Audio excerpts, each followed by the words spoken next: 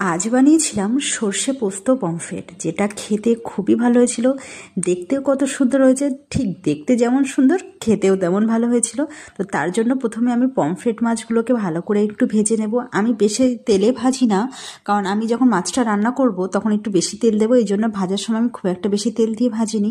তো মাছ ভাজা হয়ে গেলে এদিকে আমি কড়াইয়ে একটু তেল গরম করে নিয়ে তাতে কালো জিরে ফোড়ন দিয়ে দেবো, ও তার মধ্যে দিয়ে দেবো একটু হলুদ গুঁড়ো ও কাশ্মীরি লাল লঙ্কার গুঁড়ো। এরপর আগে থেকে বেটে রাখা সর্ষে পোস্ত ও কাঁচা লঙ্কা বাটাটা দিয়ে দেবো তার ভিতরে, ও দিয়ে দেবো স্বাদ মতো লবণ। দিয়ে সেটা কিছুক্ষণ ভালো করে নাড়িয়ে আমি তার ভিতরে দিয়ে দেবো একটু জল। জলটা যখন খুবই ভালো করে ফুটে উঠবে তখন আমি আগে থেকে ভেজে রাখা পমফ্রেট মাছগুলো এক এক করে ছেড়ে দেবো, ও সেটাকে অনেকক্ষণ ধরেই ফোটাতে লাগবো যতক্ষণ না মাছটা ঝোলটাকে ভালোভাবে অ্যাবজর্ব না করে। এরপর আমি ঝোলের মধ্যে দিয়ে দেবো কয়েকটা চেরা কাঁচা লঙ্কা। যেহেতু সর্ষে পোস্ত বাটার সময় অনেকগুলোই কাঁচা লঙ্কা দিয়েছিলাম, বেশ ঝাল ঝাল হবে, তার জন্য আমি এখন অল্প কটা চেরা কাঁচা লঙ্কা দিয়েছি। ঝোলটা ফুটে যখন অনেকটাই কমে আসবে তখন আমাদের পমফ্রেট মাছের সর্ষে পোস্ত রেডি। খেতে সত্যি খুব ভালো হয়েছিল, গরম ভাতে খেলে তো একদম সেরা লাগে।